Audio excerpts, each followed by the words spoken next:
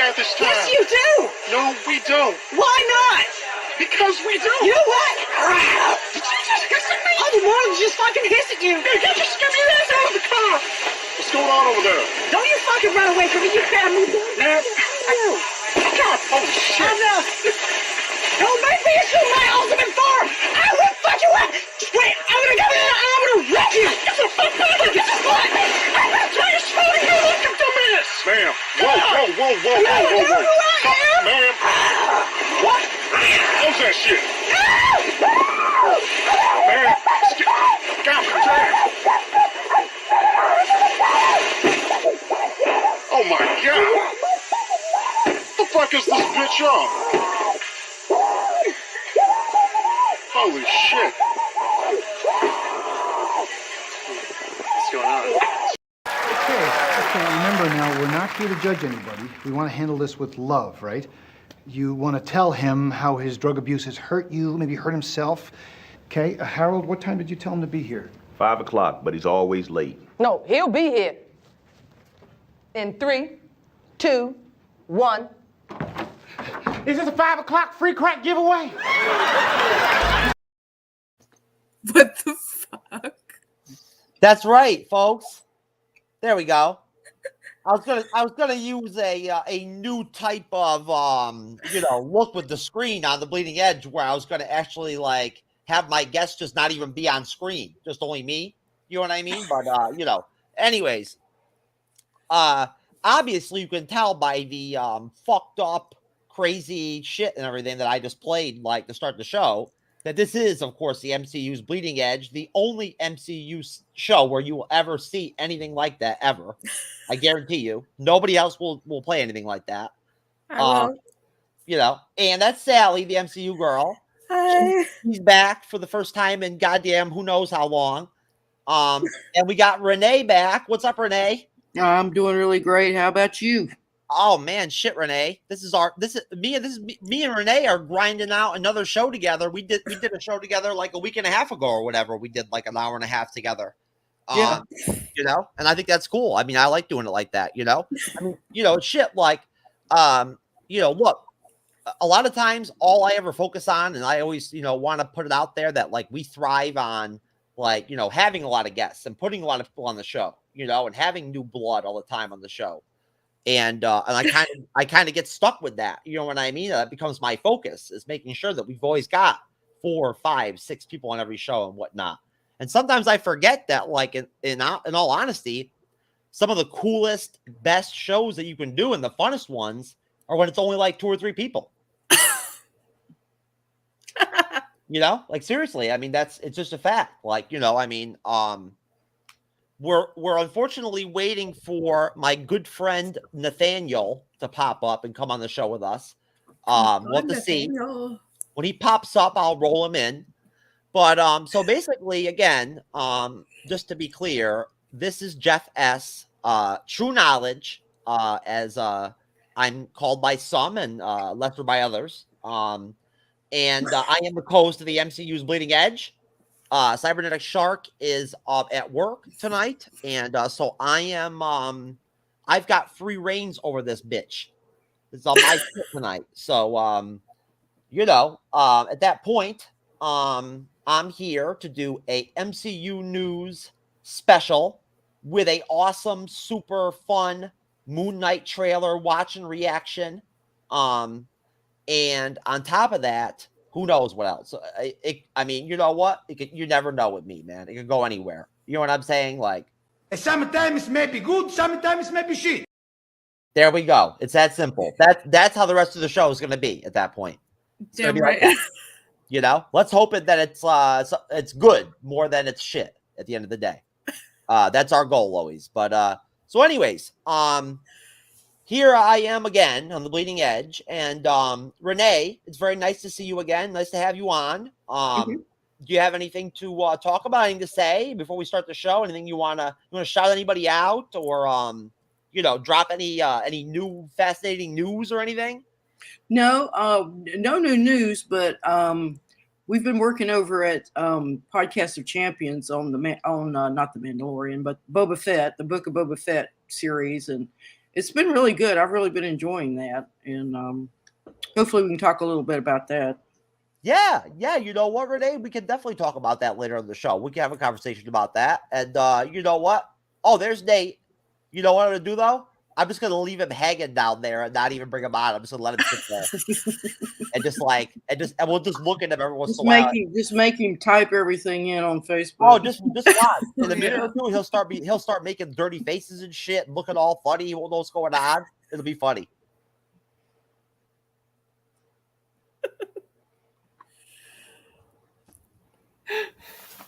It's sure.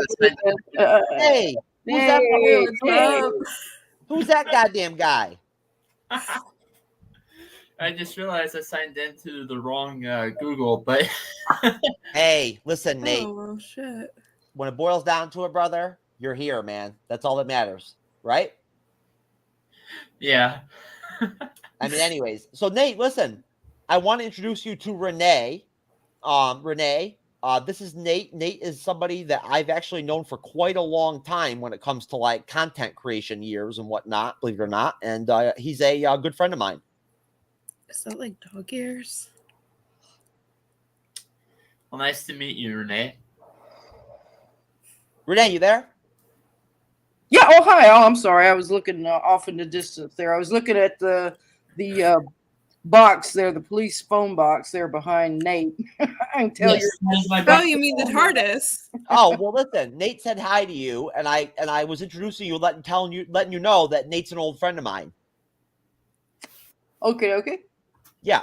So, anyways, Renee, just so you know, Nate comes from sakar.freeforums.net, the podcast of champions, which you know, of course, we've done a lot of work with and collaborated with a lot, like in the last, almost year or whatever. That's where Arch comes from and Lord Deathman and all those people.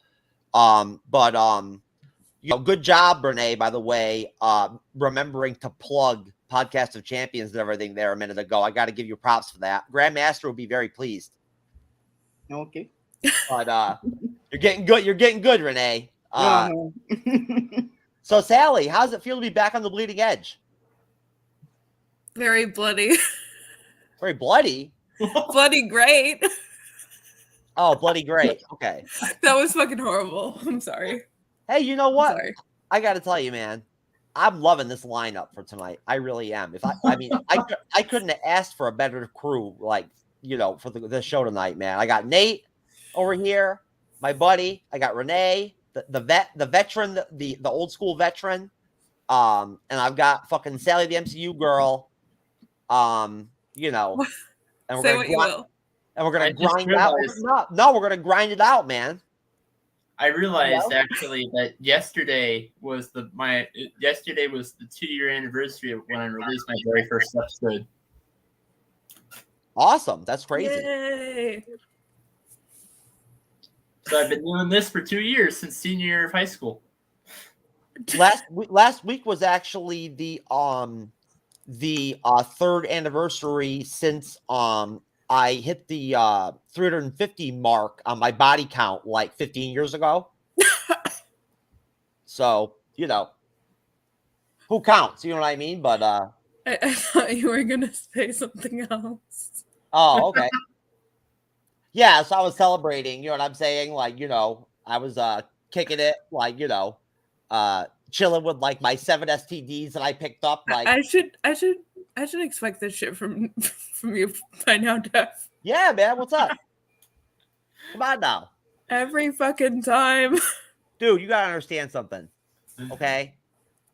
36% of my fucking podcast audience is female. So you know what? You can think whatever you want about like how I talk and the things I say and like how raunchy and raw I am and whatnot and this and that. At the end of the day, do you understand and know how many freaking YouTubers and podcasters, male podcasters, would beg to have 15% female audience? I've got 36%, Sally. I want fucking 90% female, 10% male, and I have like 40-something% male. It's fucking weird. Nate, what does that tell you, bruh? At the end of the day, You know what I'm saying? If you correlate the fact that I've got that 36% female podcast audience to like how things work for me when it comes to like trying to get some hoo-hoo, you know what I'm saying here and there? Just connect the two things and just think about it. You know what I'm saying? Like, you know. Yeah. Game. We get it. Yeah. We got it. Yeah.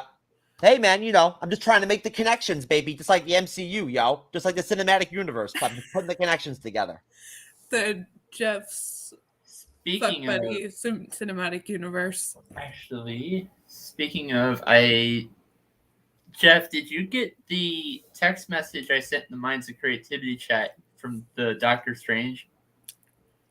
No. All the guys that are rumored to appear in Doctor Strange? No. I think I read something about that earlier today or yesterday. Oh my god, what? Wait, what? Yeah. I mean, Nate. Yeah. Honestly, Nate. I'll pull it up. I mean, no, you can pull it up if you want, and you can read it off to me if you want. But I'll tell you right now, as far as I know, I received credible knowledge months, like 6, 7, 8 months ago about what the roster of like guests and everything and whatnot and secondary characters was going to be in Doctor Strange.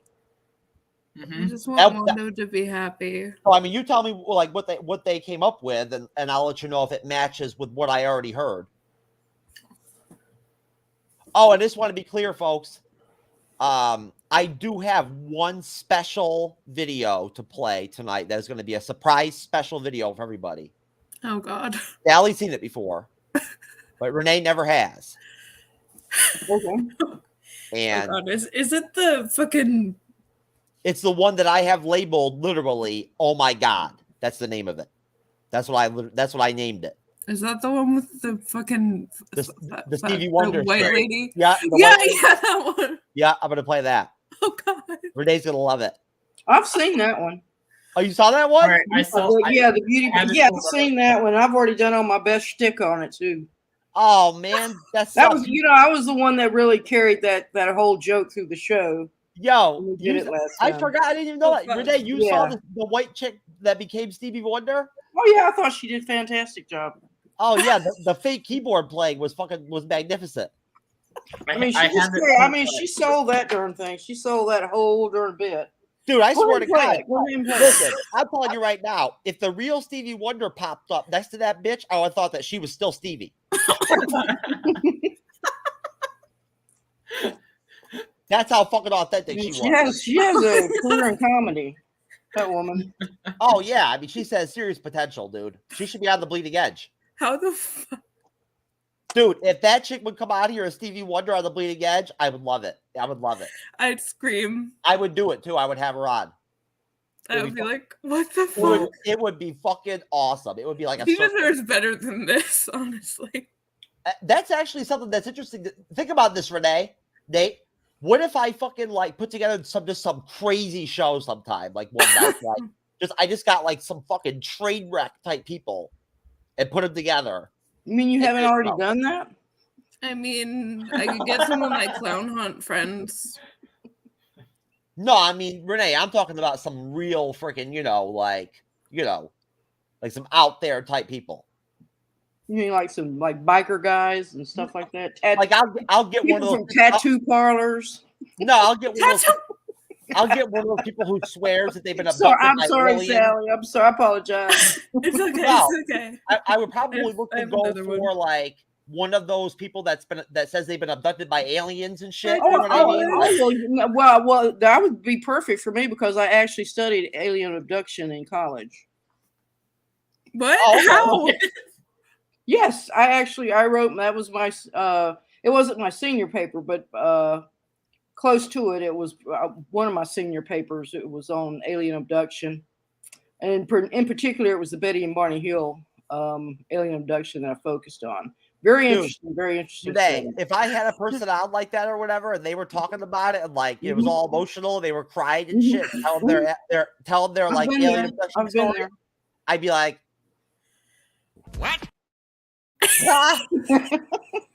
And then I'd crack the fuck up and laugh right in their face and be like, dude, I have no respect for you. Get the fuck out of here.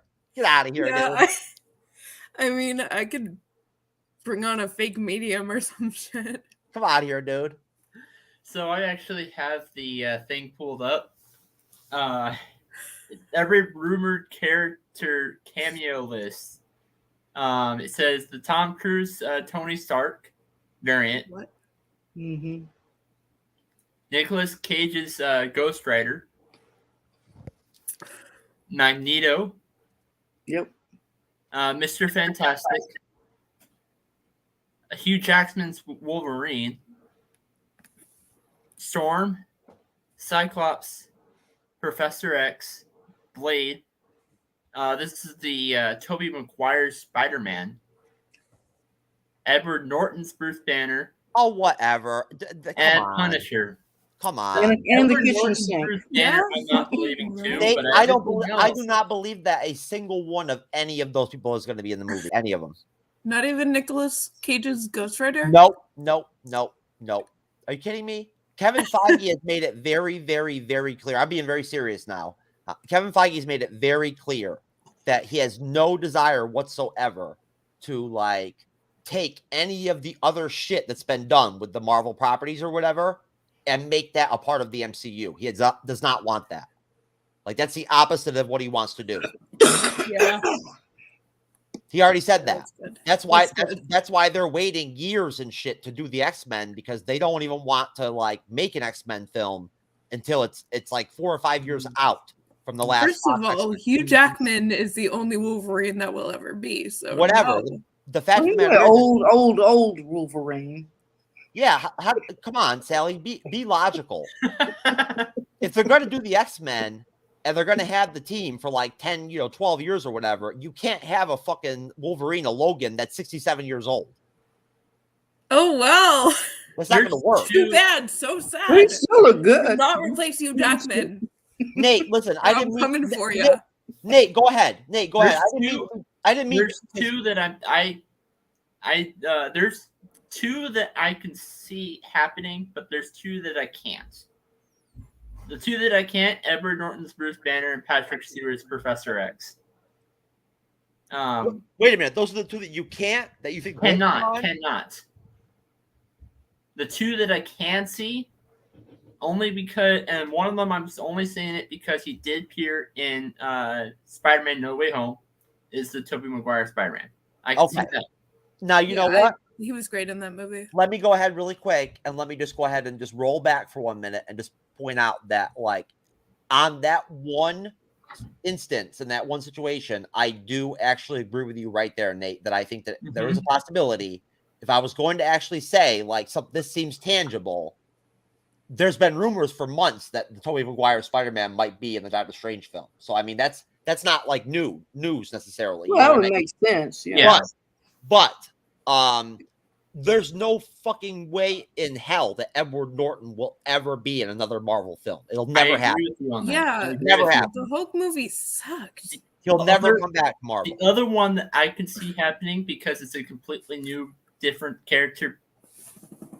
It's completely new, different, and I can see the possibility is Tom Cruise's variant of Tony Stark.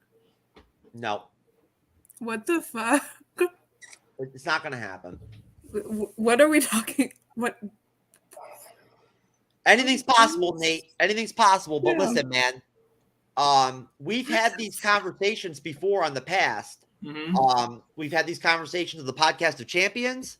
We've had them on the Bleeding Edge. There's a limit to like how you can do the multiverse. There's only so much you can do with the multiverse before it gets stupid. It gets right, exactly. Yeah, it's kind of the same way in it's kind of the same way in DC as well. Yeah. Renee, go ahead and jump in on that. You know what I'm saying, right? Yeah, it's just going to be way too many. It's going to get too confusing. It's going to become gimmicky because then everybody's going to be expecting their favorite superhero to pop up somewhere, and then that's going to get to be a big boo-ha-ha on the Twitter twang. I hope they keep it. I mean, they can't keep it simple because the whole point is you're going to have what happened at the end of Loki, where those universes start mingling back together again. So it's be logical in the terms of the narrative, that you're going to have these alternate versions of Tony Stark, because that's how the comic books themselves are set up. There's like the main one, like the 616, and then you got the 1, 2, 3, 5, 9, whatever, and then the House of whatever. So you've got all these multiple sort of storylines running, so that makes logical sense that they're going to start bleeding in at a certain point, because that's actually how it happens in the comic books too. I believe they have several instances where alternate versions pop in and out.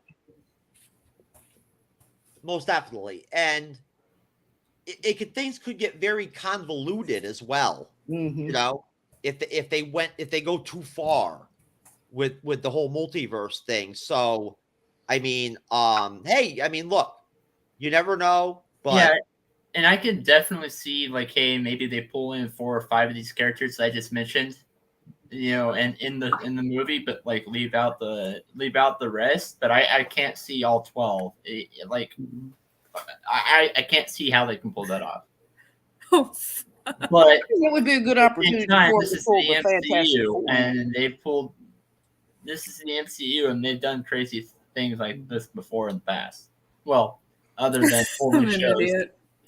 Well, my point is that they pulled crazy things, even though it's not quite the same in the past, that nobody really expected. Yeah, most definitely. I mean, I wouldn't be surprised if Loki, the variant Loki, ends up in Doctor Strange 2.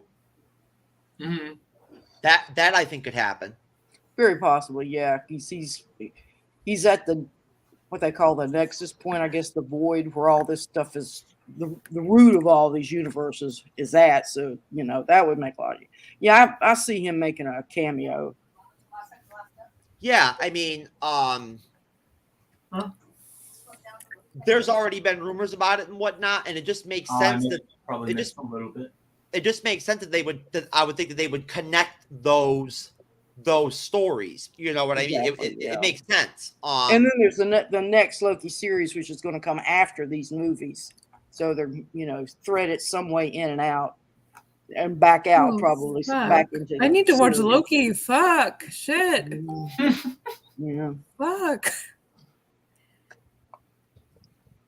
Wait, you never watched all Loki? I'm still on episode 2. It just that? didn't interest me. What? It wasn't interesting to me. You didn't watch the whole Loki series? I'm on episode 2. Oh, well, you have to watch it. Yeah, I do. I know. I've loved Loki since I was like fucking 12. Okay. I'll tell y'all an interesting Loki story. You want to hear a real interesting Loki story? Mm-hmm. Yes or no? Go ahead, Yes. Go ahead. All right. When I was a young child, I'm talking real little, before I even started school, I was often kept by my great-grandmother, who was born probably right in 1880. I believe that's when she was born. And I was a very rambunctious child running around, cutting up and getting in trouble. And she would say, "Quit being Loki" to me. Quit being Loki. Now, I had no idea at the time who she was referring to. And she certainly would have never known of Loki in a comic book, or probably even Loki in the myths. But that was I guess, come from her culture. She was a Swiss German, and so telling me not to be Loki, she's saying, "Don't be crazy, don't be acting like a crazy, mischievous person." And that dawned on me much later in life. And I said, "Oh my God, that's what she was saying to me." So that had been handed down somehow. That's so cute. Oh my God. So apparently I'm a Loki. Well, according to this, you're Loki's mom. Yep. Well, I prefer Renee over Loki's mom. I got to be honest with you. It just rolls off the tongue a lot better. Yeah. But, I go by Loki's mom over on Podcast Champions. So. Oh. Yeah, but it's all good. It's all good. Well, check this out. It's really cool. Actually, we did the Age of Ultron review the other night and whatnot. Renee, unfortunately, you didn't get to come on with us. You missed it, which sucked. but Beautiful I part. saved the trailers for it. You know what? And I'll be honest with you, I love them. They're great trailers. So I thought, hey, you know what? Let's go old school. I'll play the trailers and then we'll talk about them. No.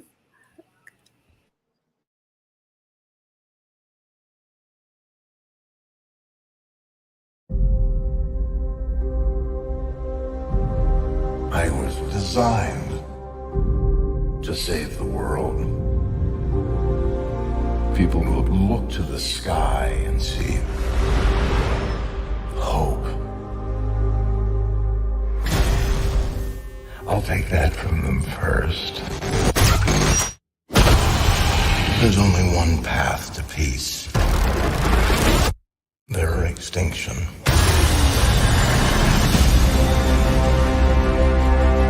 I tried to create a suit of armor around the world, but I created something terrible. Artificial intelligence. It's called the Ultron program. I'm sick of watching people pay for our mistakes. Isn't why we fight so we can end the fight and go home? Well, you amazingly failed.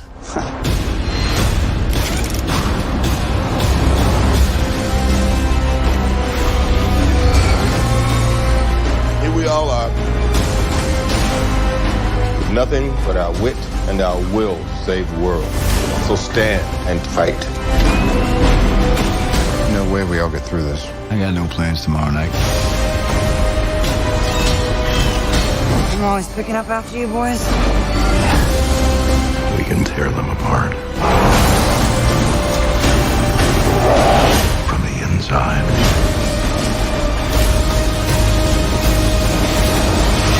That's the best you can do! You had to ask.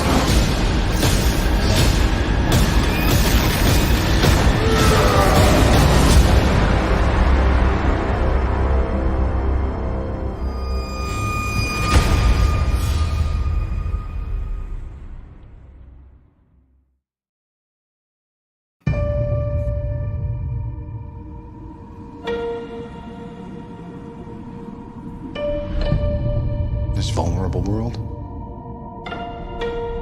needs something more powerful than any of us. Everyone creates the thing they dread. Ultron in the flesh.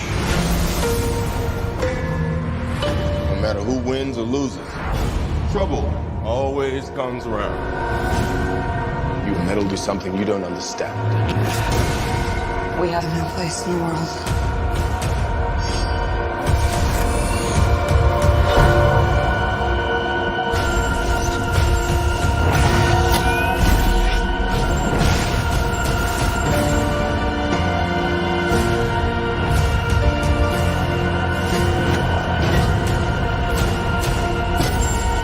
I'm gonna tear you apart. From the inside.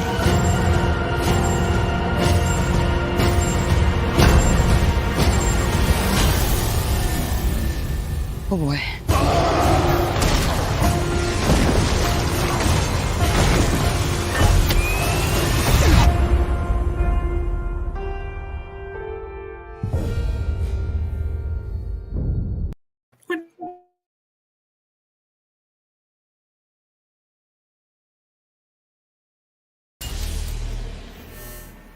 I'm gonna show you something beautiful. Everyone screaming for mercy. You want to protect the world, but you don't want it to change. You're all puppets. Tangled in strings.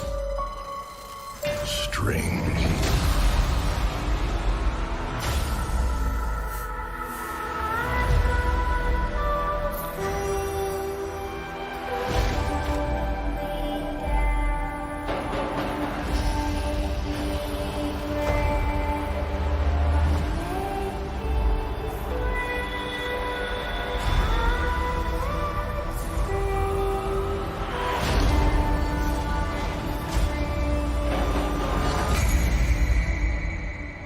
It's the end. The end of the path I started us on. Nothing lasts forever.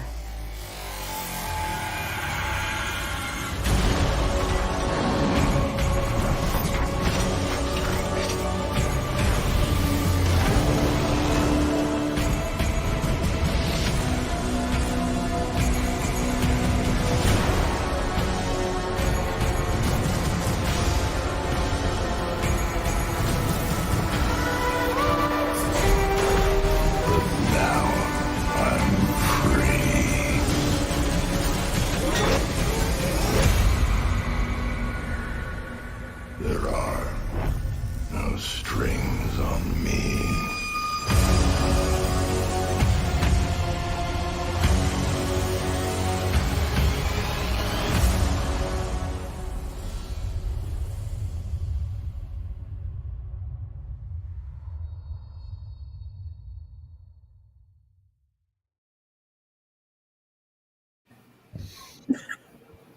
What are you laughing at? I cried. Huh? I was crying during those. Like, What? Because of the trailers? yeah. Why? I was 15. I was fucking 15. Okay. So I mean, I don't understand. Are you like emotional? Like, I mean, I'm like, emotional because or that are you movie like falling changed me. out? Like, that movie fucking changed me. or was it the 70% like Plan B like increased shit that I threw up? That made me laugh. But Yeah, I that movie know. fucking changed me. Just to be I was clear, It's all the 13. twins' fault. Go I ahead, was Nate. 13. I was 13 when this came out. Yay, I'm not the youngest. I bought my 11-year-old son a vasectomy for his birthday because he's already got a higher body count than most like 37-year-olds. You know? You're nasty. Yeah, So. I'm sure. I'm just playing. Come on now. I'm a huge. Come on now. Does your son know you talk about him like that? You're such No. I was planning my retirement when I saw that. Come on now. But it's a good joke. Though. It's a good joke. But Nate, I'll start with you. What are your thoughts about Age of Ultron based off the trailers? Oh, I'm a huge fan of James Spader's character. Well, I mean, James Spader is an actor. I watched him in the Blacklist, and I've also seen Stargate, the movie. Yeah, Stargate's a good movie. Yeah, he was in there, and then and this as well. But I don't remember his Office role. What? His Office? He wasn't on The Office. Yeah, he he was.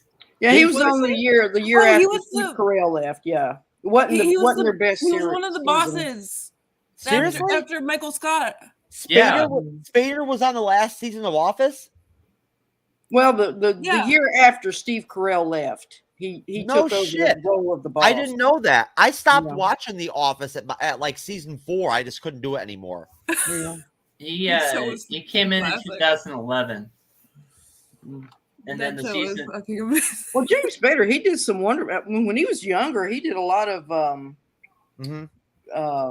more conventional parts. He was cute. He was real cute looking, so he sort of played that. And the Renee, preppy type.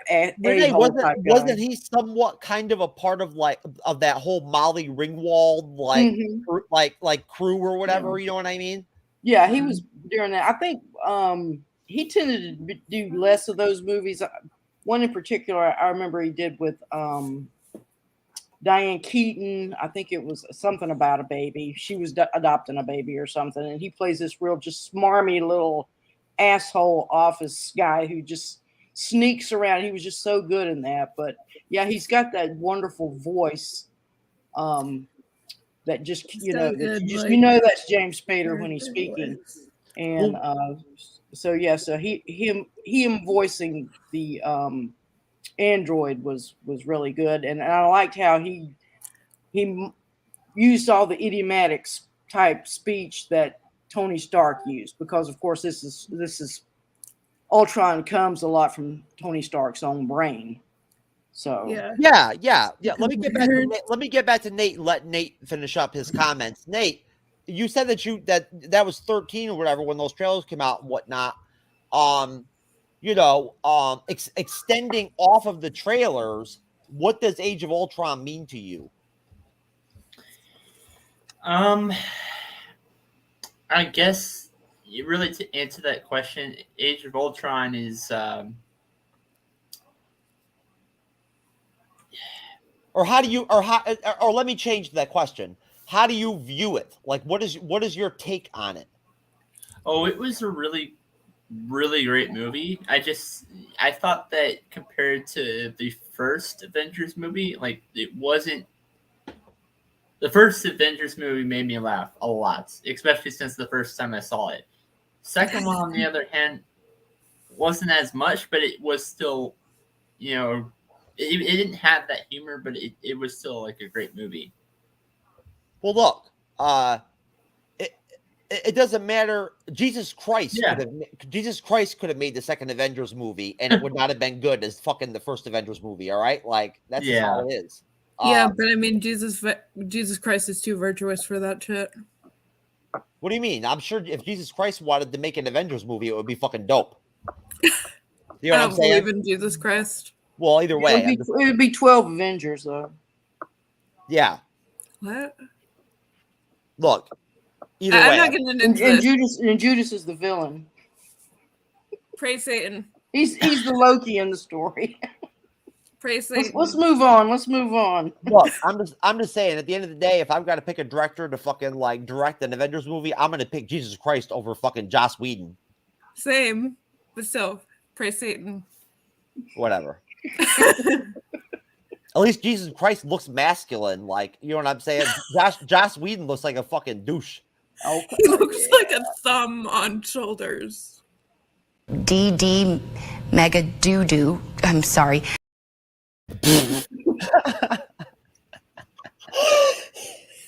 Perfect for the Joss Whedon segment. But Nate, just one last thing. Do you feel like at the end of the day, do you feel like Age of Ultron is a good movie? Yes.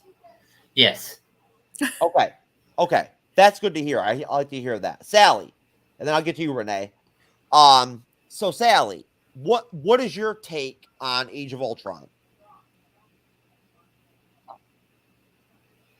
Well, for starters, bisexual awakening. But in all seriousness, it introduced some amazing characters. It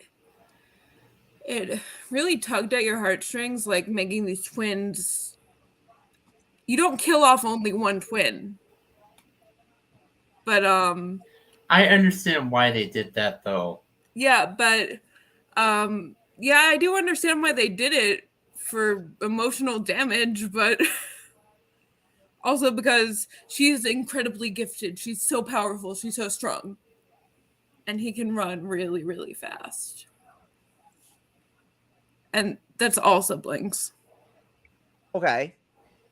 And it just made me feel things because I'm a twin. I have a sister who is better than me behaviorally and like mentally. She's better than me in every way. What was your take on the film overall? What did you think of the movie? Oh, what did I think of the movie?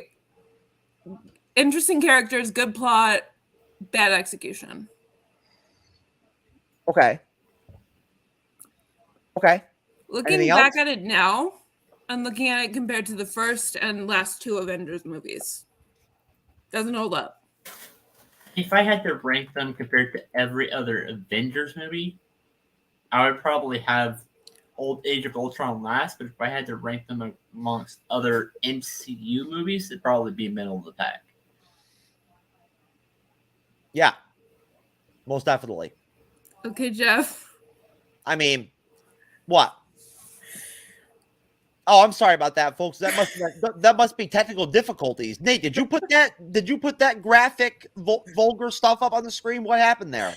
Hey, like I said, I clicked the wrong Google link. Go sit in the corner. Well, I don't have access to like this. I don't have it through this Google tab. I have it through a different one. Well, I'm just saying, I mean, at the end of the day, like, I mean, you know, if you're going to have the Infinity Stones and be all powerful and everything and whatnot, you know, you should at least, and you are like basically like a male, like you're masculine or whatever and shit. You know, you would think that at the point that like you're as intelligent, like as like Ultron and everything is so powerful that you would at the very least like give yourself some type of penis. You know what I'm saying? I mean, I'd give myself the biggest titties ever. Yeah, but Ultron bigger than Black Widow's. Ultron would look stupid with titties. Like with a penis, at least he would look like normal. You know? Renee, what do you think? About what? The titties. Do you think what do you think? Ultron with titties or penis? Well, he doesn't need either. I mean, he creates his own offspring with machinery, so I mean he's got everything he needs. Yes, I know. Yeah, good point. Back to the serious stuff. Anyway, yeah, what do I think about the whole movie? No, Renee. I wanted to ask you. Sorry. What do you get out of the trailers yourself personally? Oh, out of the trailers? Oh, yeah. I mean, how long has it been since you saw them, or did you even see them before? Probably never even saw them. Because, like I say, I don't really. I maybe do it a little bit more now. I'm more now into these, but I know when the Age of Ultron came out, it was. So I don't even think I saw it in the theater. I think what do they do for you? So what do they do for you now? Watching them now? Now, yeah. Not a lot. I mean, it can be the best trailer in the world, and it's I mean yeah, watching them now after having seen the movie, it's anticlimactic. I mean, if I hadn't seen the movie and then saw the trailers before I've seen the movie, I could maybe have a better opinion on it. But let me ask you another question though. Okay. What if it was an Age of Ultron trailer reaction video? Have you ever watched one of those YouTube reaction videos where people react to the trailers? I've looked at the reaction to songs. Okay, they do rappers listening to heavy metal music, stuff like that. Well, they do them for the trailers for the MCU movies too and whatnot and everything. Do you think that like that human effect on like seeing that like the faces of the people like flipping out and everything watching the trailer would impact how you felt about it? No. Okay, so the important question. Yeah, I'm the different one, remember? I know. You feel at all, Renee? Yeah, oh yeah, absolutely. I mean, he hasn't asked me the question, how did I feel about the movie? Yeah, I'm about to get there. So what is your take on Age of Ultron, Renee?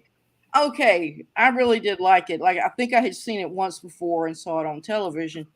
And then I rewatched it again in preparation for, hopefully I was going to be on the show this last Wednesday, but due to technical difficulties, I wasn't able to.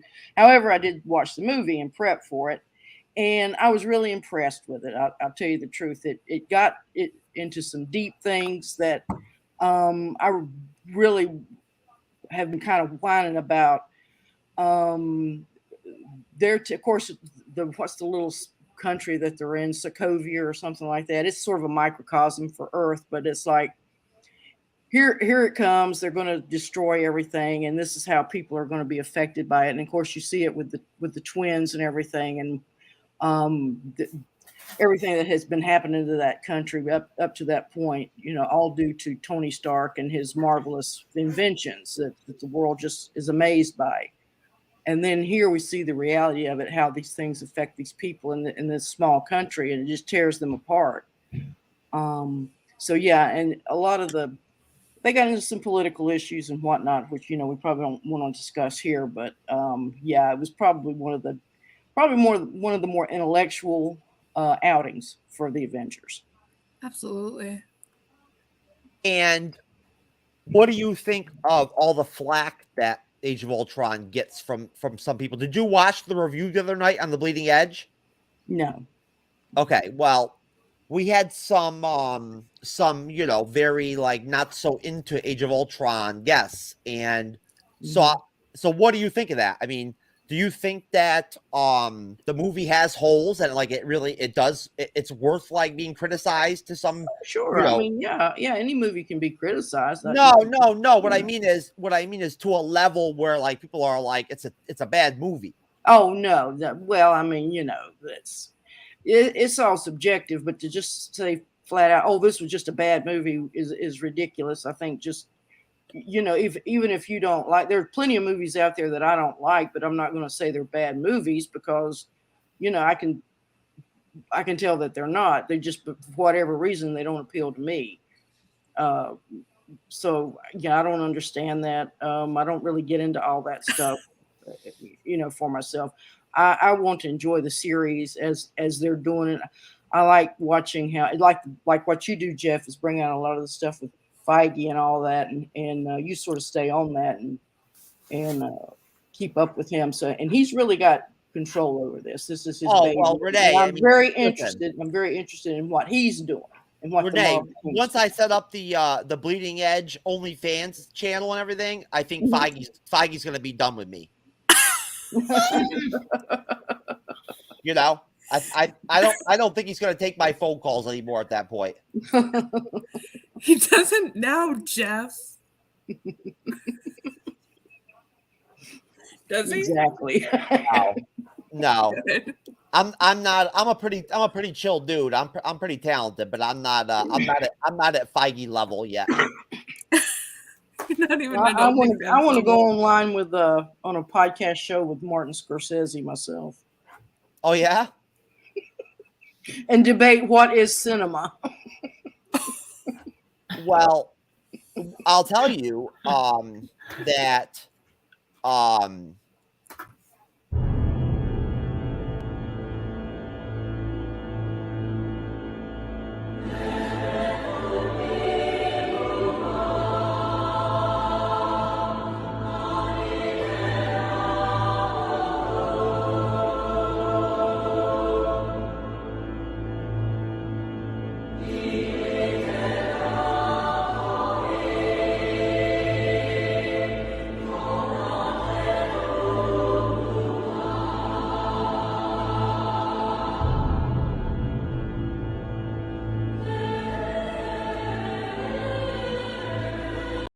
oh man, Nate, why do you got to keep hacking my shit and everything and whatnot? I can't breathe. Oh my god. Only on the Bleeding Edge. But anyways, so no, I think it's actually an interesting conversation to have. There's this very, I mean, I don't want to say that it's like a massive amount of sentiment out there. There's like, there are a lot of actual, like, Somebody said that. My penis is on conveyor belts. Oh, is that what that was? I I don't know. I thought Nate hacked my StreamYard. I'm gonna pop along. Oh, okay. I do have access to the StreamYard, just not on this Google account. Oh, okay. Oh my god, I'm gonna pop there's along. a baggage handler that got fired somewhere. So, anyways, what I wanted to talk about and get into was the fact that there are like quite a few like legit people in the fandom, YouTubers, podcasters, and stuff like that, that basically, their prognosis is that Marvel Studios is done. Like they've lost their magic, and they hit their peak, and at that point, things are just going to continue to go downhill, and like they're never going to be able to do anything that's ever going to reach the level or the fever pitch, or the impact. And then $1 billion later. So where do these people live, and where can I find them, and where do they work, and whether there's social security numbers? Because I need to tear some shit down. I need to show up And at their then house. Spider-Man Far From Home later. Well, no, I mean, this is a serious thing. Like, I mean, they're legitimately, I got some skulls that need crushing. Yeah, I mean, but the people that are online that are doing all this bitching and moaning, they're a tiny percentage of the people who are going out there and seeing those movies. That's the main thing. Like I say, most of the fans don't really bother with the fan sites and all that type of stuff. well, no, Renee, basement but window. that's the thing, Renee. I'm talking about there are like legit, like publicly known, like well-known, successful YouTubers and stuff like that and whatnot, and streamers and shit that like they, you know, half of their content is about like slamming Marvel and how Marvel's Well, done. they got to sell content too. They got to get viewers on their eyeballs on their YouTube channel. So it's take it with a grain of salt. Well, let me ask you a question, Nate. If you don't mind, if I can borrow your attention for a minute, you tell me, after the year we got, 2021, what we got from Marvel in that year, what's your attitude right now? Like, where are you as far as like your optimism of like where Marvel Studios is at right now? So I am one of the very few that actually think that Spider-Man Far From Home was a better movie than Endgame. Wait a minute. Wait, hold on a second. I'm sorry. No Way Home. Sorry. No Way Home, not Far From Home. Wait a minute. What? Hold on a Wait, minute. who here. thinks that? I got to make sure I understand what's going on here. This is interesting. I have never heard this before. This is a very new premise for me. Okay, go ahead. Had to drop that. Okay. So you're telling me, Nate, that you've come to the conclusion that Spider-Man 3 is better than Endgame. I like it better. Yeah. Okay. Well, look, Nate, at the end of the day, I like movies that make me laugh, and I found that Spider-Man No Way Home made me laugh more than Endgame did. Well, hey, you know what? I mean, look, that's very positive. I do think that's very positive, and like, I get where you're coming from. Like as a fan, when you consume entertainment, you should like what you like and everything and whatnot. And if the humor part and like that kind of humor, like in Spider-Man 3, does it for you or whatever, I respect that. Like, you think that the film is that great. But I just got to tell you, at the end of the day, that like, Avengers Endgame is fucking awesome compared to Spider-Man 3. Like, there's not even comparison. Yeah, exactly. Now, Endgame is my number 2. Number 2. Okay, so your Endgame is your shit? You notice Renee's being silent right now. Renee's being silent because she doesn't know what to say. Yeah. No, I know what to say. What do you know? What? Sorry. Talking about which is the better movie? Yeah. Endgame or Spider or this No Way Home? Is that the question? Yeah. Yeah. Well, absolutely. As far as I go, I mean, Endgame is far better made movie. And I personally liked it better than I liked the Spider-Man, but then I'm just not a big Spider-Man. As I've said before, I'm not a big Spider-Man fan. Nate, though, I mean, that's his favorite movie. So I mean, that's the one he likes. That's the one he likes best. So I mean, that's a legitimate thing. It's liking stuff is always subjective. It's just going to boil down to personal things that we see or catch on. Like I say, I catch on to a lot of stuff in these movies that I don't think the average fan does. And that's what fascinates me about it. Well, I'm going to start calling Nate Big Balls Nate at this point. You know what I'm saying? Because, at the point that you're going to be dropping stuff like this, I mean, Spidey balls. Yeah, spider senses. Because, no, listen, Nate, I'm just playing around, brother. I respect, your opinion and what you like and don't like and whatnot and everything. And entitled to your wrong opinion. No, listen, I mean, at the end of the day, honestly, at the end of the day, we all have our own personal likes about cinema, about movies, about actors, about everything. And like, at the same time, I forget, Nate, how old are you? 20. Nate's 20, right? You know what I'm saying? Like, I mean, I'm 39, like Renee's like 42. And like, and And Sally's what? Sally, you're what? 21. Yes, almost Sally, 22. you're 21. So I mean, of course, we're all going to have different opinions about what we like when it comes to movies and stuff like that and everything. Like that's how it's going to be. And you know, good for you. I mean, Nate, you know what I'm saying? That if you feel that way about Spider-Man 3, and you know, honestly, to tell you the truth, I'm trying to make sure that I go back and watch it for a second time next week. That's my plan. I'm going to go watch it for a second time because I do think it is worth going to see a second time in theater. I do think that. But I will tell you this though, Renee already knows that I didn't think that highly of Spider-Man 3. I did not. I think that it was completely overrated. Totally overrated. It was a good movie. It was solid, but it was not at the end of the day, like Renee already kind of mentioned, Spider-Man is the most popular character in Marvel history. Like he's the most popular superhero in Marvel history.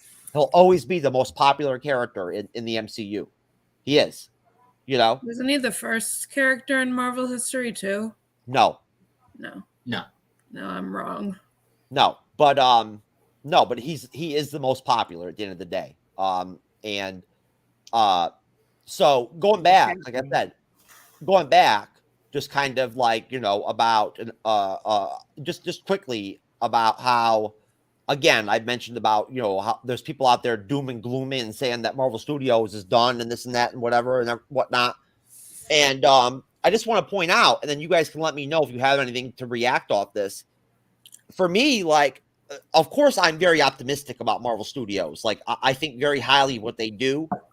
I believe in them. I do. You know what I mean? Like, I believe that they have, like, I believe that they have the right people in the right places, and they make the right decisions, you know, and they put the right people in the positions where they need those people, and they make it all work, you know. And at the end of the day, they're like a machine, and you know, again, they built up what went down eventually with Infinity War and Endgame was built up over 10 years, right?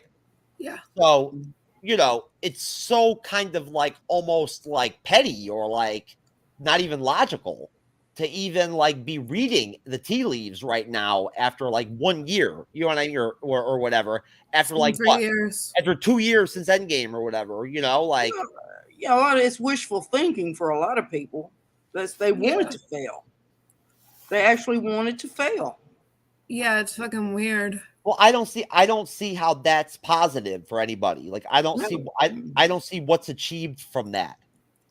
Just drama, just bullshit.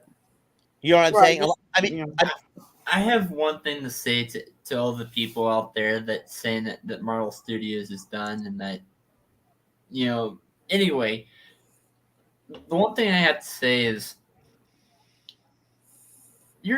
I'm just like I'm a Marvel content creator, I'm also a wrestling content creator. And by far, Marvel is doing a so much better job than WWE is right now. And how in the world is WWE continuing going? I mean, okay, it's okay to, like, I watch it every now and then. I don't watch it as much as I used to for WWE.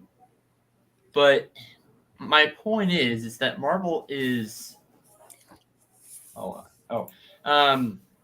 Marvel compared to WWE is so much better. And WWE is still continuing what they're doing. So to all those people that are saying that Marvel Studios is done, yeah, no, they aren't. If WWE is still creating content, then why is Marvel Studios done? Well, they can't. I mean, for right now, it's a juggernaut. I mean, they've got so much invested in it. You can figure the movies are going to keep going for several years, and the TV shows too, especially the TV shows.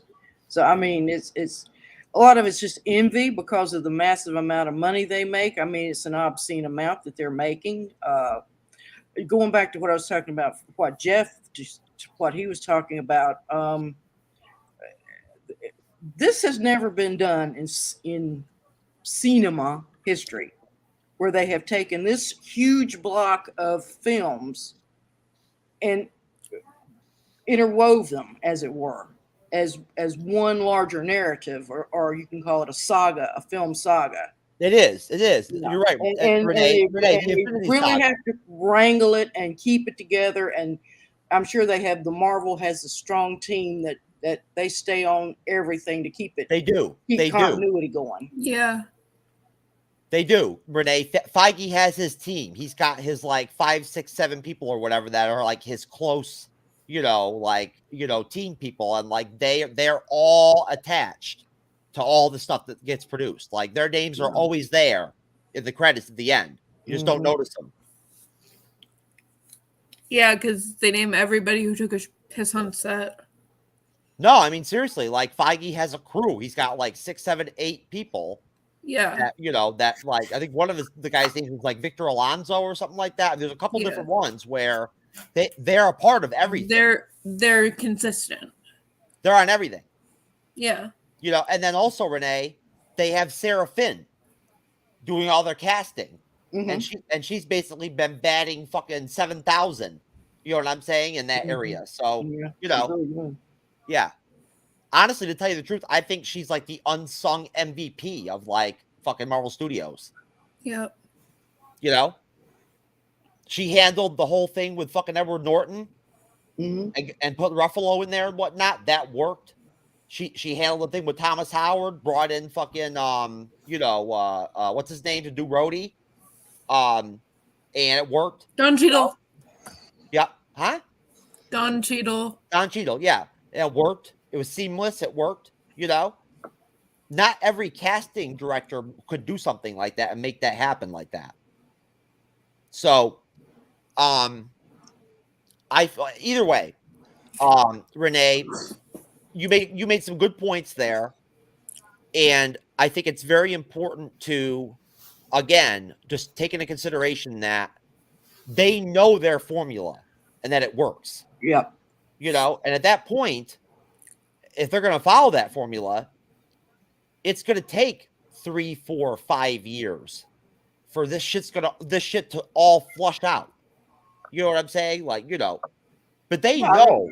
Right. When the first films began, I mean, even up to, I would say, Ultron, did we know it was going towards the end game? I mean, they know right idea now, Renee.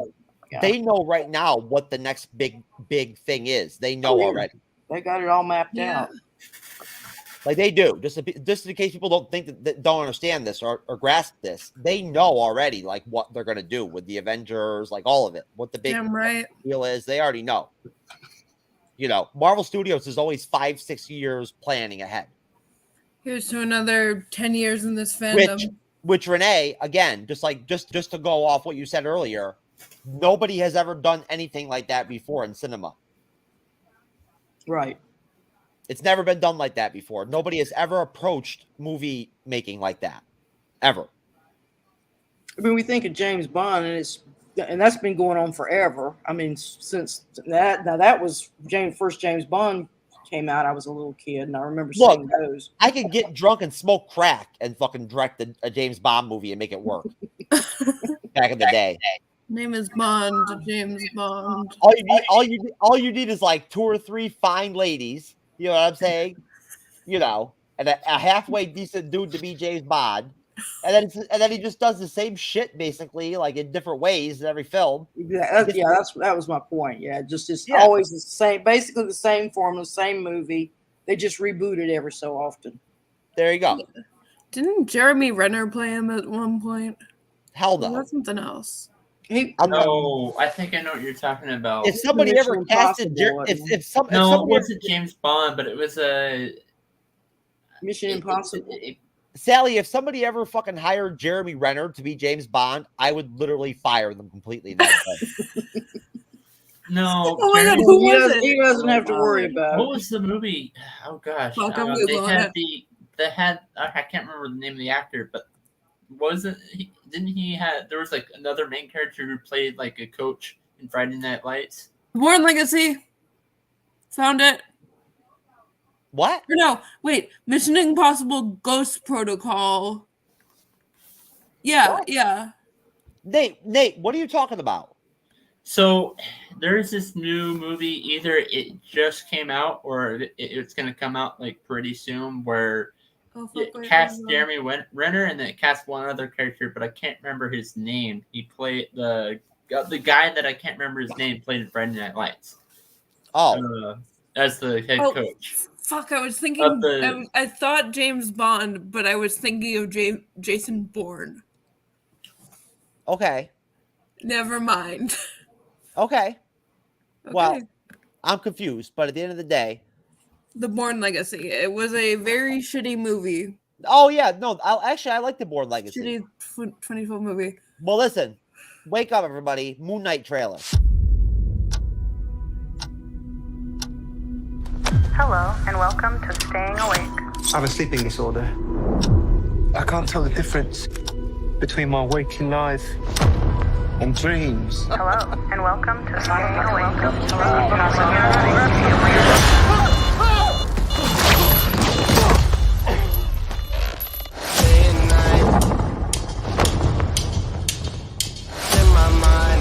think I'm losing it.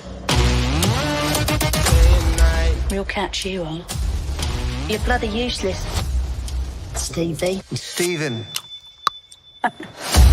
I can't tell the difference between life and dreams. Thank you. Lost the contact lens. Hope you find it. Thanks.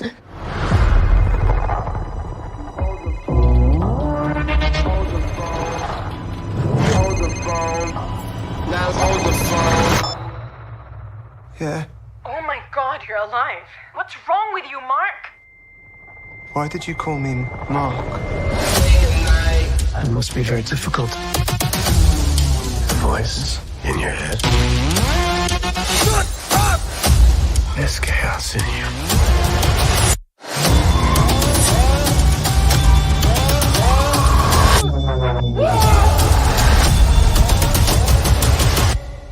you. Embrace the chaos.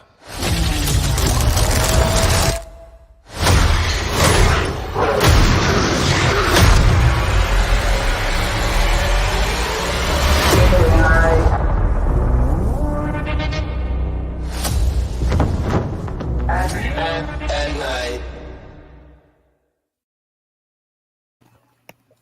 Okay, now that is a really cool trailer. I don't know. I mean, I thought it was really cool. You guys could disagree with me. You never know. But I thought it was cool.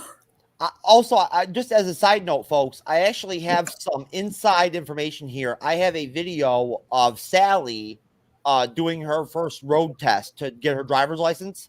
So I didn't know that.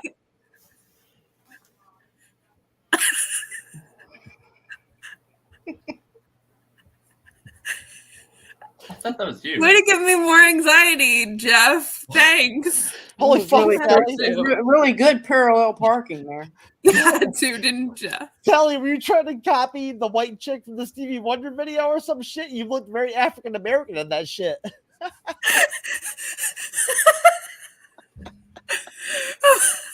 laughing to cover a panic attack. Oh my god. Sally was like, I'm gonna distract the police with blackface.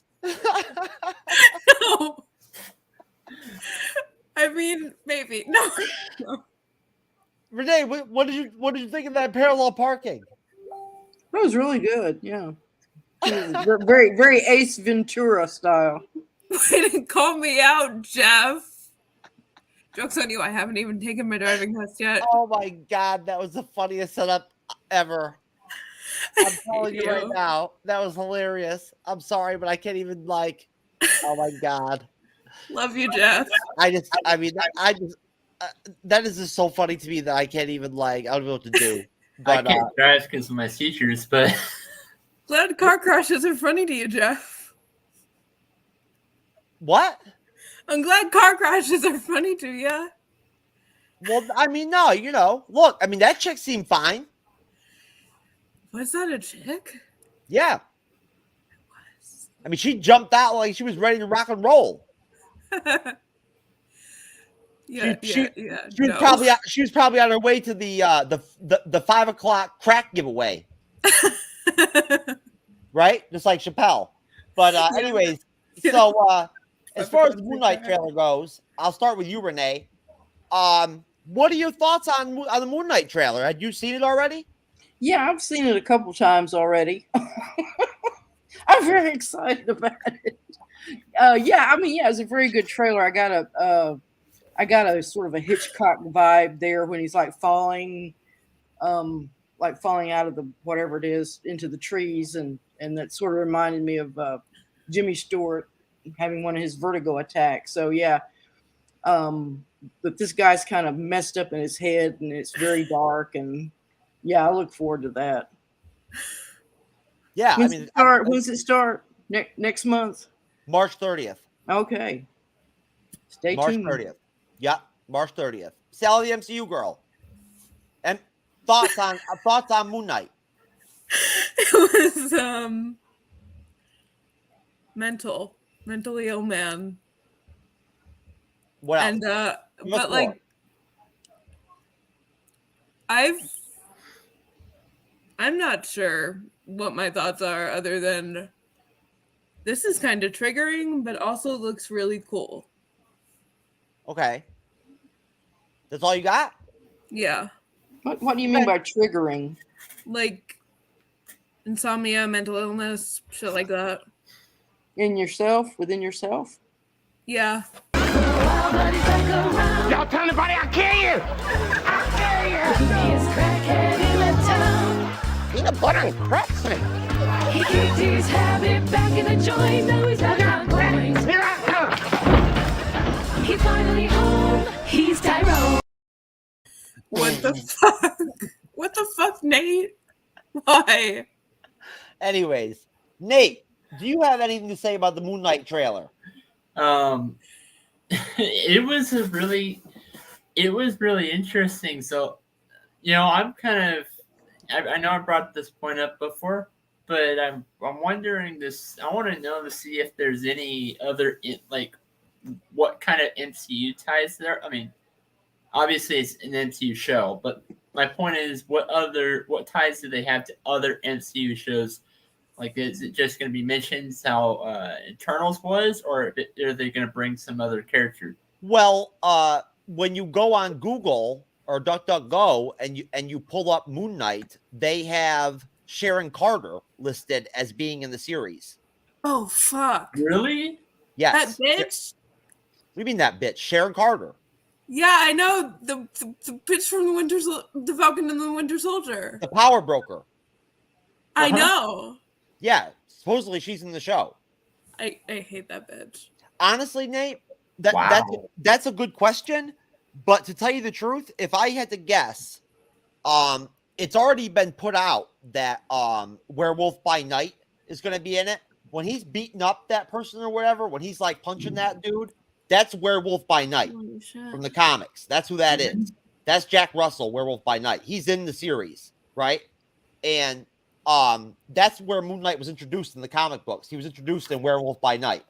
So on the series, I kind of think that they're probably going to have a very contained cast, because in the Moon Knight comic book, he has like a crew. Like, he has Frenchie, he's got people, he has friends and like and allies and stuff that that help him and are part of his crime fighting. You know what I'm saying?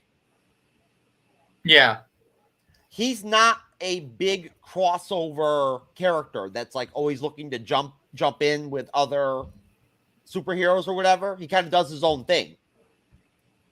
So honestly, Nate, of course, just because it's Marvel, I'm sure that like some superhero or like some like female MCU superhero or whatever, or some character from Marvel will pop up on the show that like we don't know about or whatever, of course. But I think for the most part, you're not going to see a ton of crossover with other characters.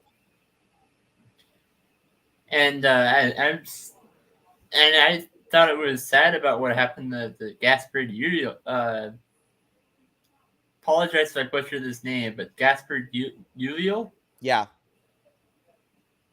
He died in a ski accident. He actually plays in the show. Yeah. Yeah, it's very sad, very tragic. Oh my god, that's so sad.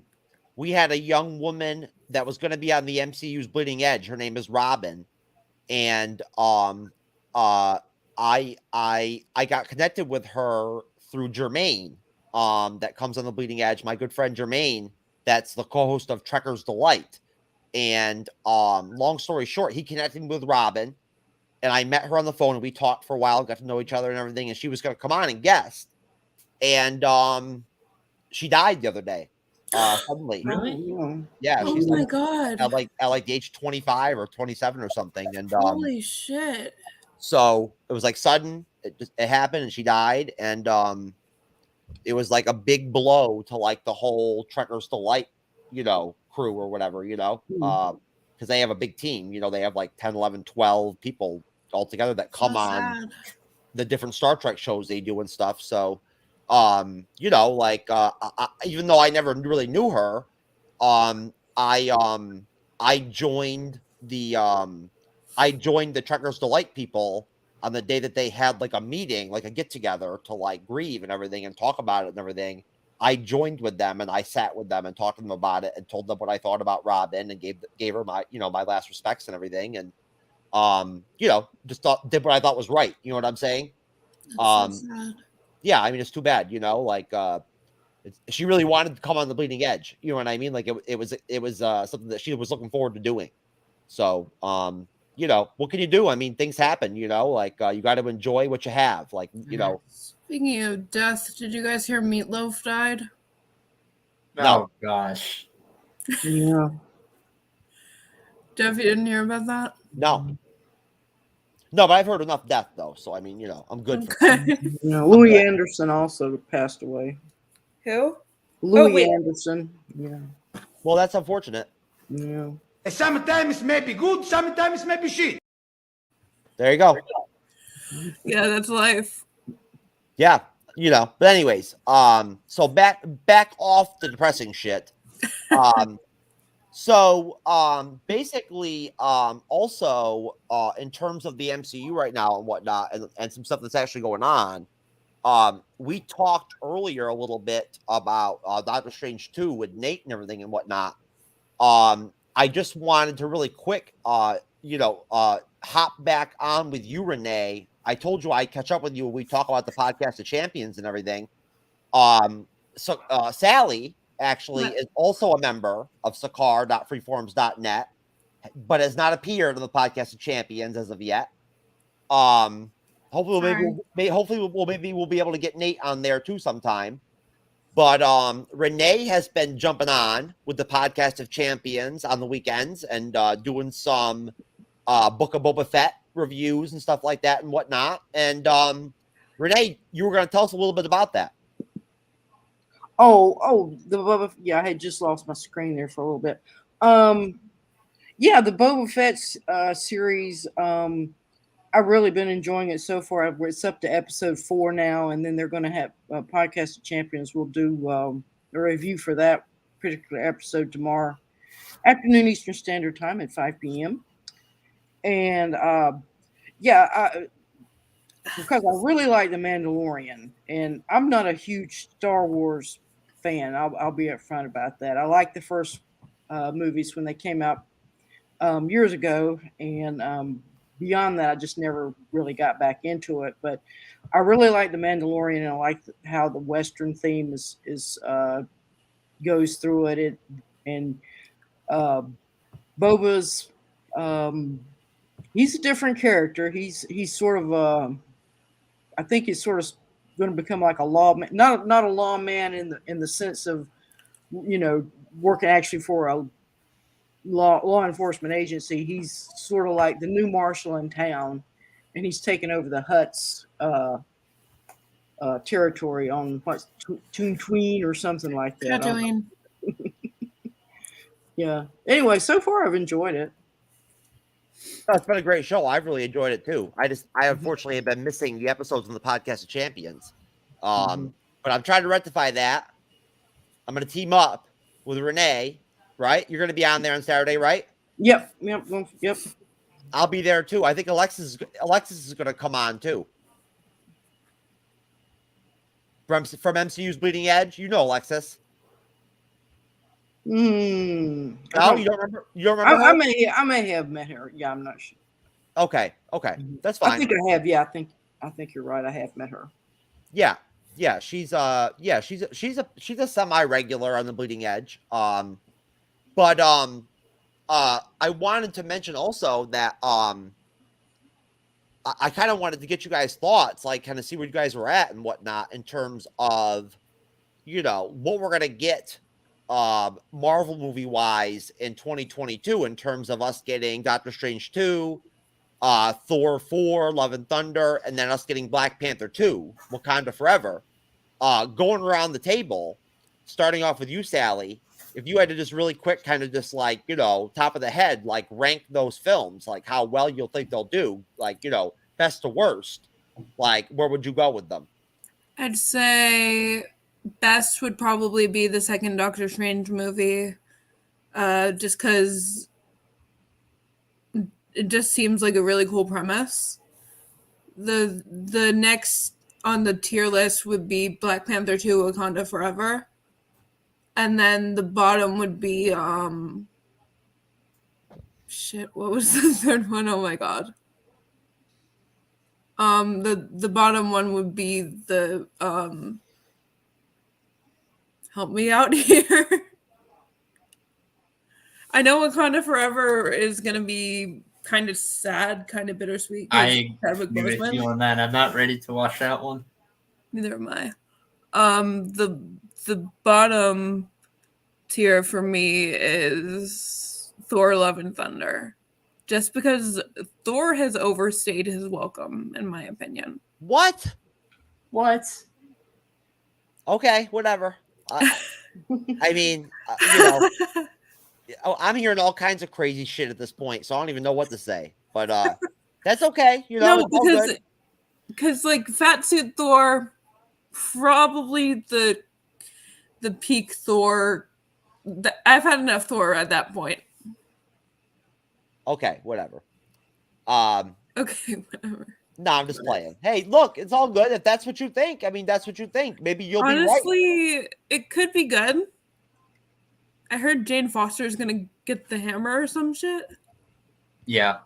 Yeah, so that's going to be fun, but overall, Thor movies went from completely serious and badass to, whoa, this would be fun to watch if I was stoned.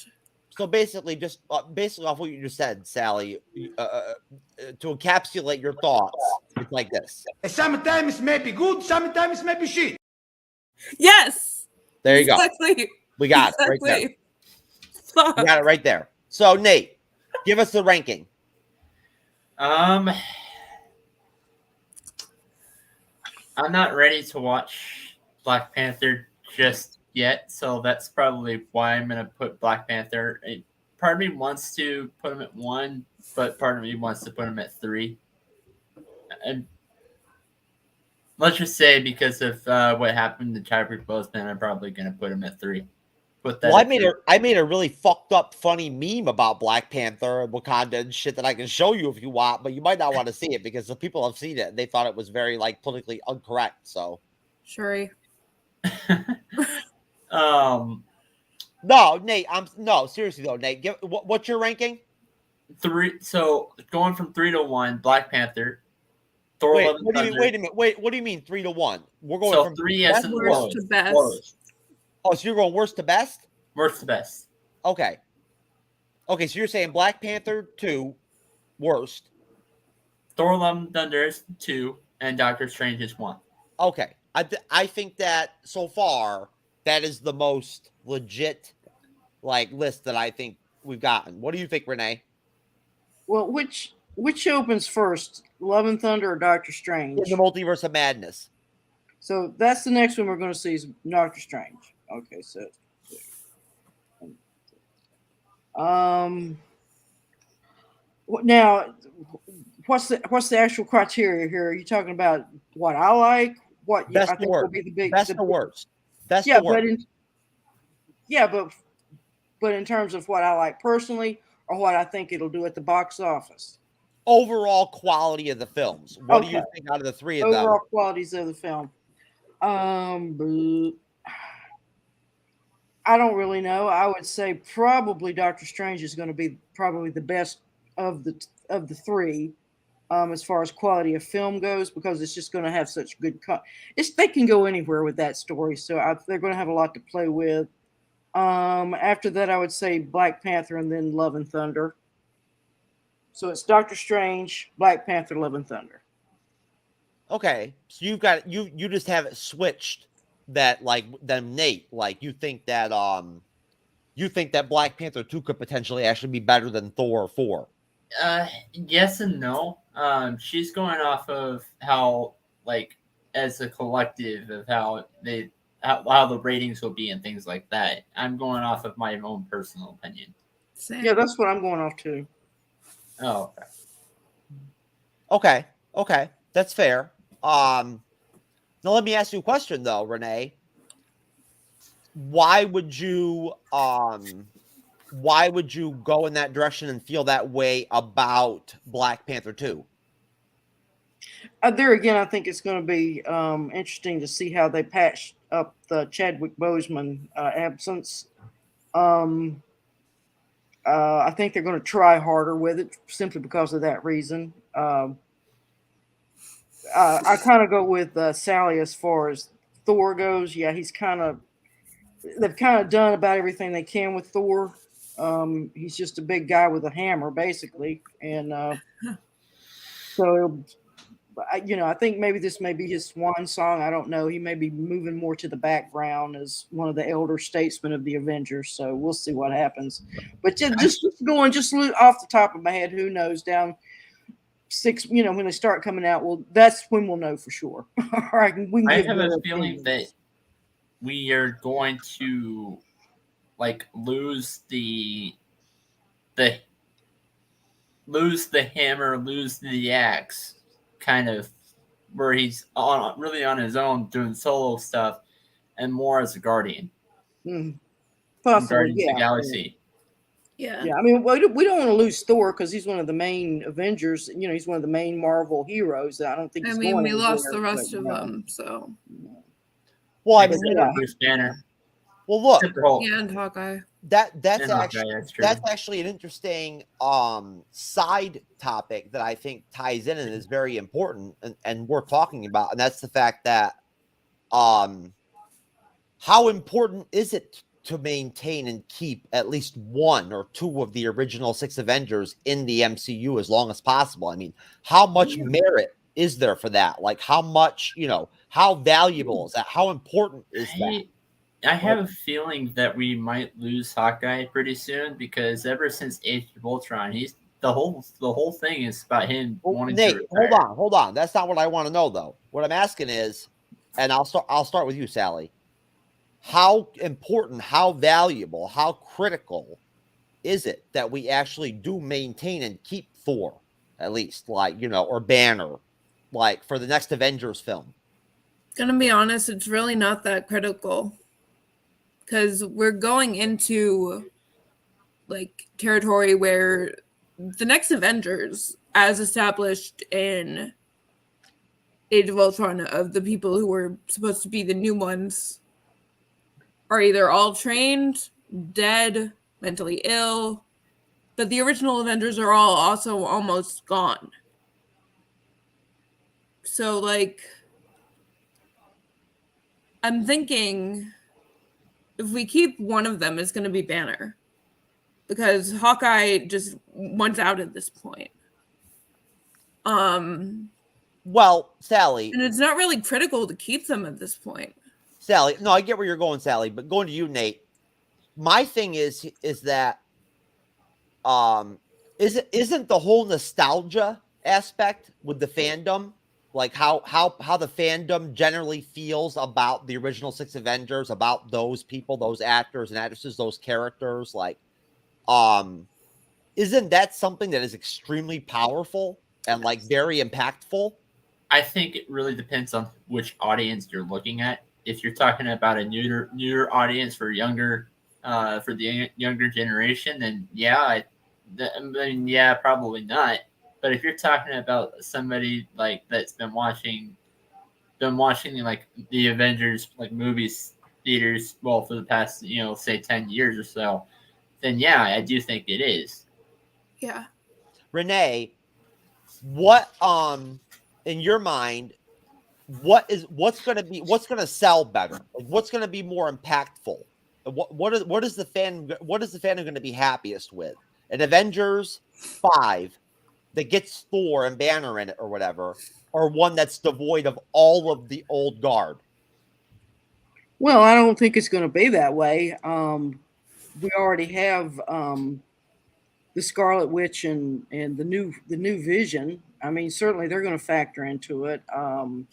You've got the new Captain America, the Falcon, Yeah.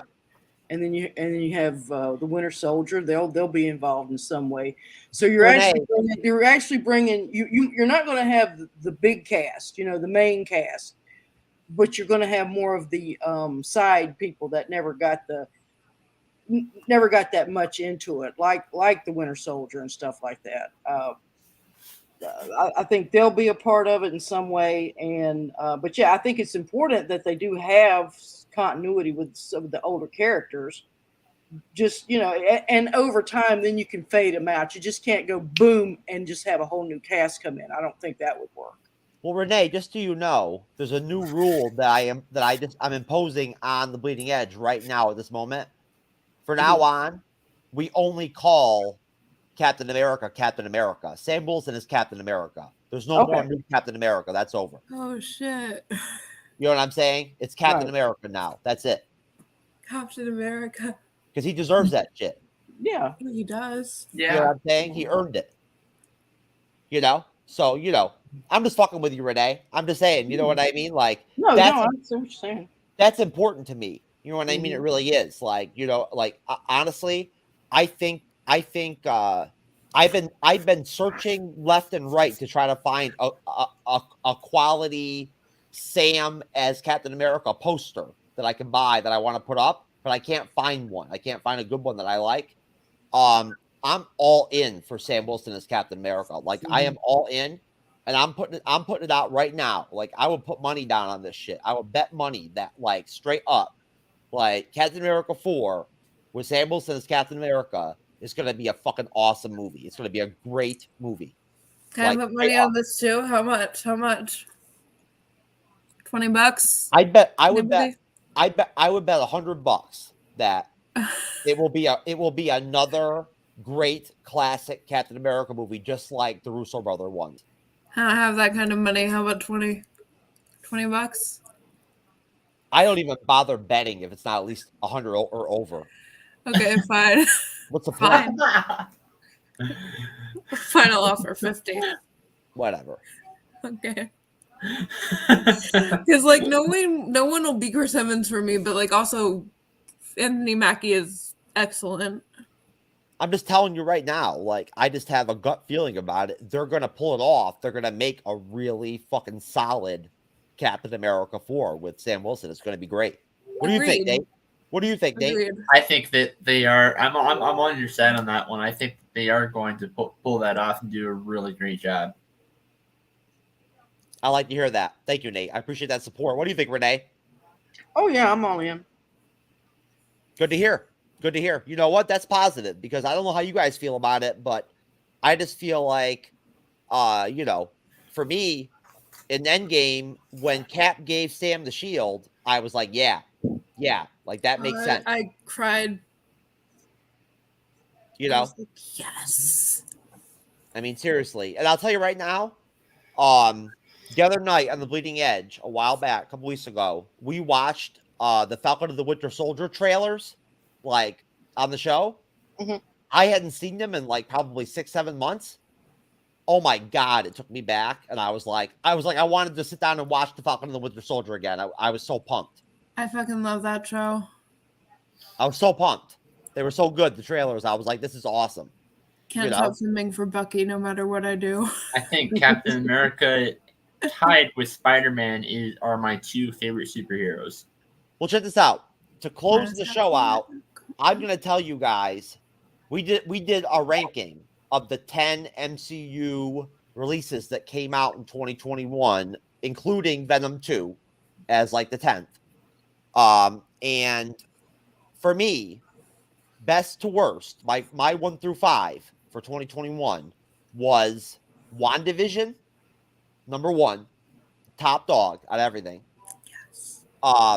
Black Widow, 2. Loki, Falcon and the Winter Soldier, Spider-Man 3. That was my 1 through 5, best to worst, out of what came out in 2021. Renee, what do you think? You're talking about all the properties that came out last year? Yeah. What is your critique based off of like how I ranked that? Oh yeah. You know, I'm not gonna have the same ranking, but it's illegitimate. I mean, WandaVision was it. It took me a while to get into that series. That's what I want to hear. That's what I want to know. Like, what do you think? Just analyzing like what I picked. Can you see why I went in that direction? No. No. Okay, that's fair. I don't dare read that mind. You know what, Renee? Honestly, that's probably good that you don't. I don't want to do the Sylvie thing with the hands and read your mind. So what? You think I'm crazy because I picked WandaVision as my number 1? No, absolutely not. No. That's not why. Okay. Do you agree with me on that? Would you pick WandaVision as number 1? Yeah. Well, let me think. Actually, I liked Hawkeye. Came out in 2021, didn't it? I liked Hawkeye. Yeah. I liked Hawkeye. You liked Hawkeye better than WandaVision? Mm-hmm. I liked it better than all of the 4 series. So do I. Yeah. I put Hawkeye below WandaVision, below the Falcon and the Winter Soldier, but above WandaVision. Renee, what about Black Widow at number 2? Yeah.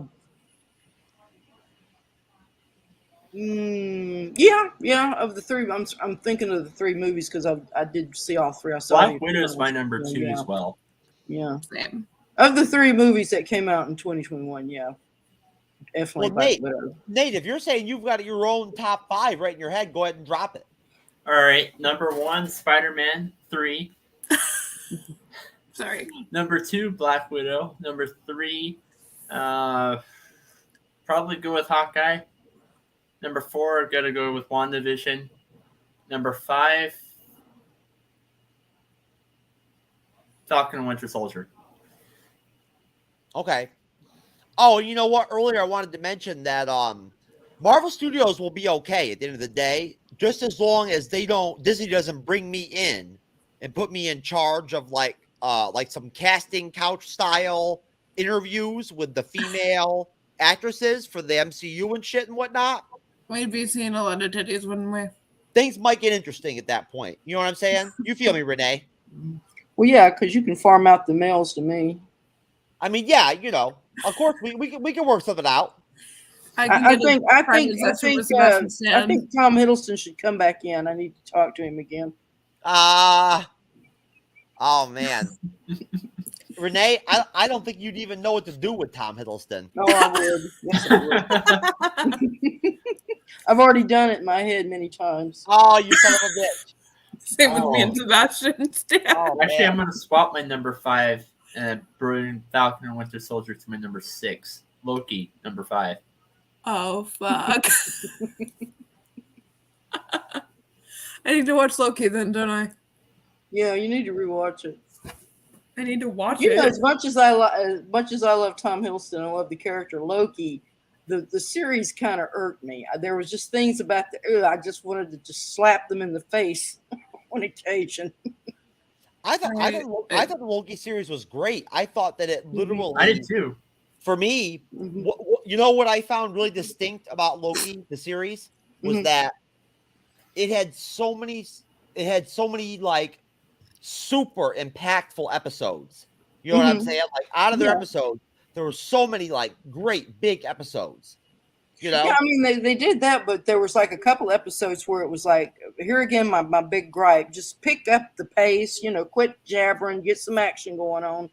Like there's one scene where Sylvie and Loki's just walking through, and now they're supposed to be getting to a rocket ship that's going to take off, and they're just walking along. You're like, oh my God, if you got your magic powers, zoom over there and don't walk.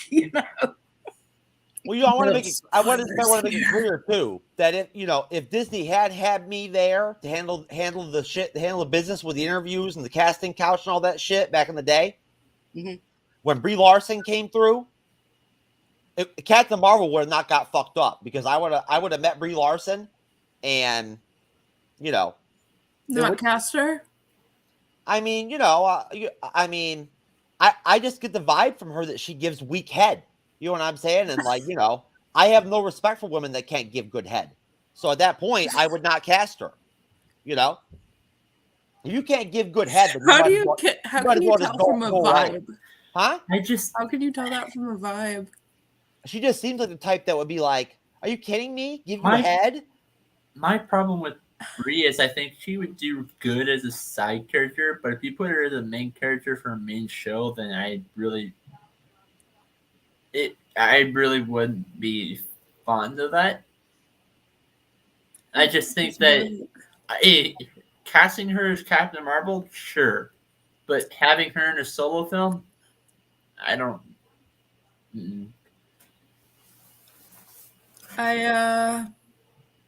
Sally. I have no idea what the fuck to say to that, but Sally was telling me today on the phone earlier when we were talking how like she thinks Captain Marvel sucks, the movie.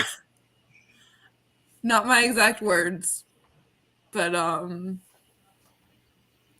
it just wasn't very good going back. Like on your second view, I was so fucking excited for that movie because it was the first female Marvel character. I was telling Jeff this earlier, and it was the first.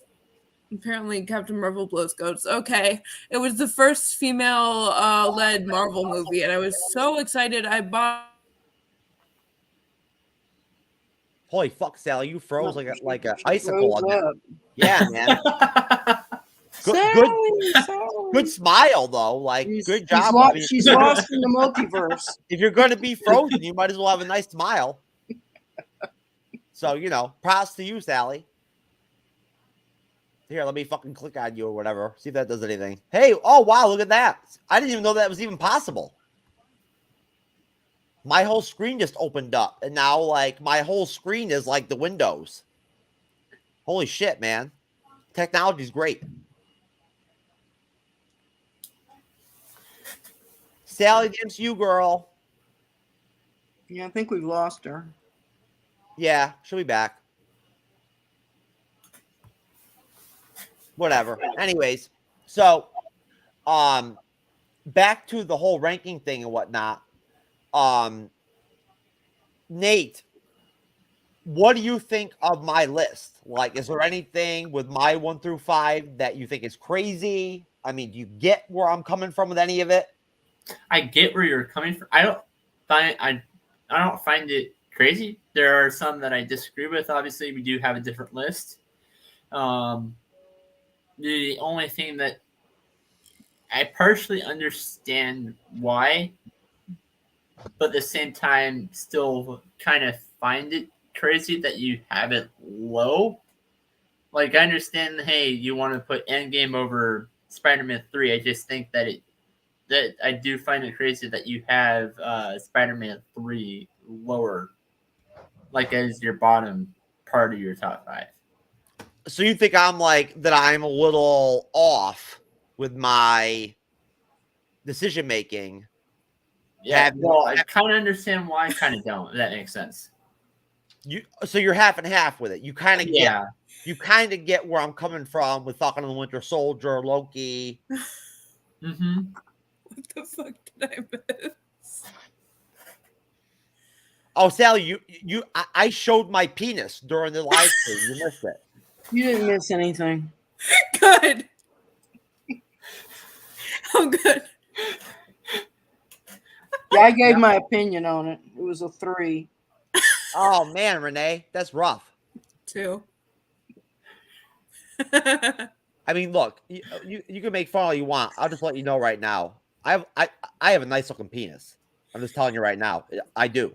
It's just a fact. I mean, you know what I'm saying? Like, I have a nice looking dick.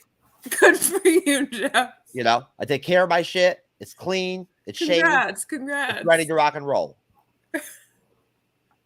All dressed up, know where to go. You know what? You got to be prepared, man. You know what I mean? You know, because you never know what might happen. And at the end of the day, when you want, like, you know, quality fucking head, you need to, like, take care of your shit. You just look in the mirror. But anyways, how big you think Tom Hiddleston's dong is?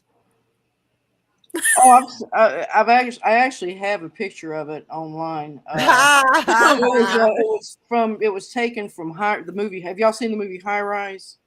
No. There's a scene where he's on a balcony and he's sunbathing in the nude, but of course in the scene he has a magazine over his lap. The neighbors upstairs happen to see drop something, and that startles him, and he jumps up off the lounge chair. And of course, you don't see a lot, but if you go online, there's people who have actually slowed that thing down, so you can get a view. And he was definitely in the raw. And so I'd say about a good 8 inches. Damn, he's got me then. I think Sebastian Stan's. No, I'm not gonna say that. He's got me then. I would say uncircumcised also. What? Okay, now listen, I just gotta be real with you. That's disgusting. I can't handle that. I finally disgusted you, Jeff. I mean, seriously. Oh my gosh, I feel really great now. Look, if I was a woman, if I was gay, or if I was a woman and I was going to suck a dick, I would not want it to be uncircumcised. Same. You know, it just looks funny.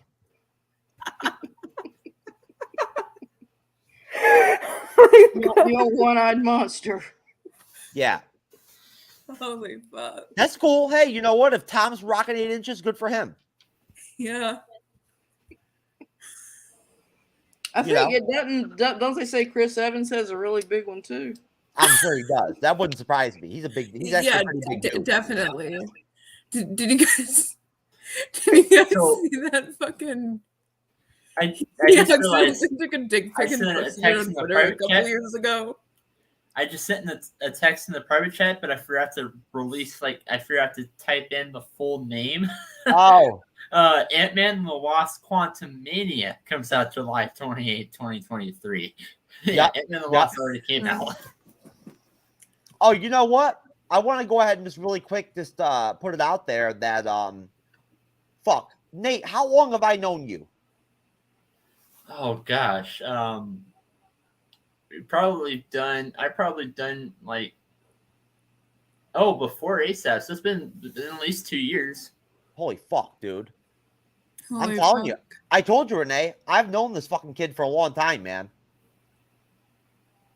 You know, actually a few days after you and I met, I became like as a free time thing. I wasn't in there for very long, but a few days after I met you and I met, I was a Dallas Cowboys reporter for Football Tribune. Yeah. But that didn't last long. No, I'll tell you what. I'm gonna back away an Eagles fan now. Well, I mean, you know, Sally, you already kind of know Nate a little bit and whatnot, but I'll tell you, Renee, and I'll tell you, and Sally, that Nate's a young guy, but Nate is a very valuable, very resourceful, and very motivated content creator and and producer, and he's got a good head on his shoulders. He's got a good future ahead of him, and he's an intelligent guy. And his penis is not fucking uncircumcised.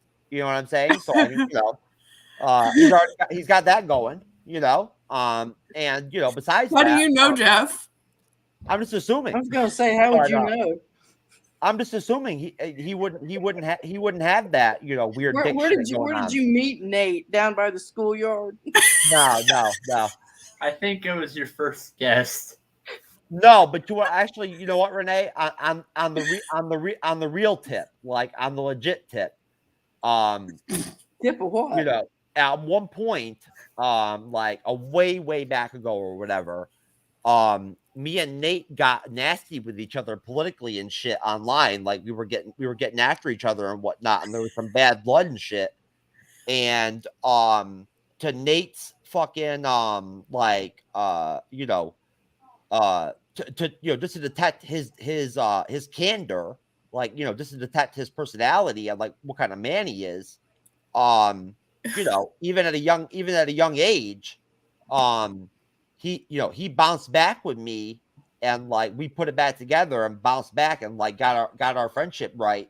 You know what I'm saying? To where, you know, honestly, I mean, I'm not gonna like cry over it or whatever, but him and I are cooler and like better friends now than we were then.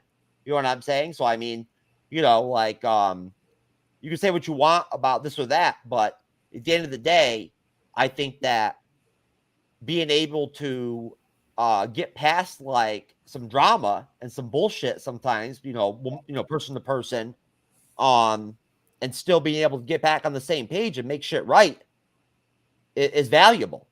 You know, it shows a lot about somebody to be willing to even want to make that happen. You know, and Nate's that kind of guy.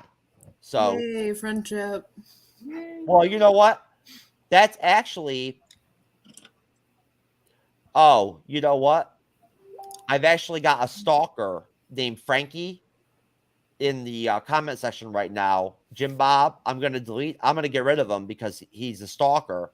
He's a fucking piece of garbage loser. So I'm going to get rid of him. But I'm going to go ahead and just make it clear that just to explain very clearly who Frankie is and what type of dude he is, he saved a sex video of mine that I stupidly trusted him and sent to him of me banging a chick. He kept it for over 1.5 years, like on his phone or whatever, and then put it up online on Rizzle one day. Oh my God. Yeah, he kept it for 1.5 years. So Wow. This dude sat there and was jacking to me for 1.5 years. What does that tell you, man? Like, that's rough. Frankie, I gotta tell you, bro. I mean, dude. Possible blackmail. Well, no, it is what it is. I'm just saying, like, bro, that's weird, dude. Like, you were just you straight were jacking to me for 1.5 years, bro. Come on, man. Come on, bro. You know, get stronger, kid. But no, I'm just joking. It's all good. But no, this dude is a stalker. Like, he's a straight stalker. He stalked me. Creepy shit. Yeah, threatened me. All kinds of shit. Tried to go online and tell people that I tried to like put my daughter through electroshock therapy to like make her not be a lesbian or something like that or whatever. He was pushing that around to people. That's bullshit. Yeah, that's the kind of guy he is. I'll tell you what. I believe in violence. I think it's an intrinsic aspect of like being a man and a human being. And if I ever come across you, Frankie, in real life, I'm just letting you know right now, whatever goes down or whatever, you will not walk away unscathed. And like literally, I will hurt you intentionally. Like, I'll hurt you. Like, you'll be hurt. So I'm just saying right now. No, I'm just making it clear. Like, you know what I'm saying? Like, it won't be good for you. You won't like what happens. Let's like not No, make we're good. verbal threats. No, we're good. We're good. It's not a verbal threat. It's just a reality. I know, but like I play rough, kid. I don't play games. I play no shit, but I play for blood. You know what I'm saying? Yeah, like same. That's how the real shit works. So no, I'm just playing, but no, I'm not. Yeah, I've met. We'll start shit with me. I'll end it. I know this is completely off topic, but I have met 2 podcasters like in person. But neither one of them have done their stuff for very long. 3. Actually, take that back. 3. That's cool. Take this off of the topic of verbal threats. Yes, please. Of course. I'm sorry. I didn't mean to go in that direction. You just have to understand.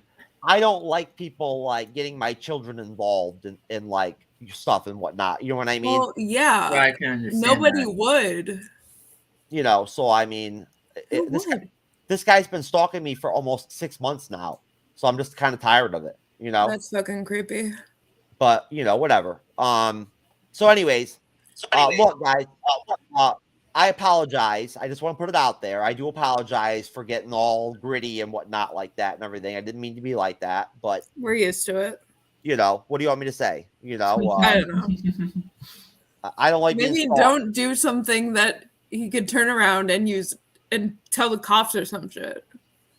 Well, you know, what do you want me to tell you?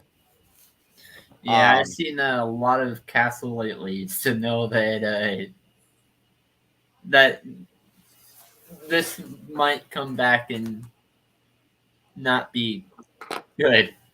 There is no reality where if I was in physical contact of this guy, Frankie, I would not strike him immediately physically. I would not just like straight jack him. You know what I'm saying? Like You're that's just where you're trash talking, so that's how it is, man. Yeah, Like, yeah. Let's just say he's trash. No, I'm just saying.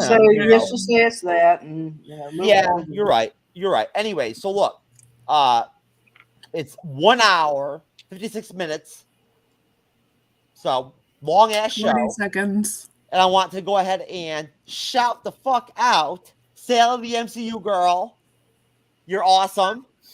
Thanks. You too. Thanks for popping up on the spot like a boss. Oh fuck, Jeff. Oh, here he is. There he is, my stalker. There he is. But anyways, Nate, the great dude, way to handle your business and pop up and be a fucking hero for me tonight, bro. Thanks. I been mostly. I probably needed to take a break because I've mostly been working on schoolwork today, anyways. Well, pretty good at school. Pretty good at school, Nate. Tacoma Community. Okay.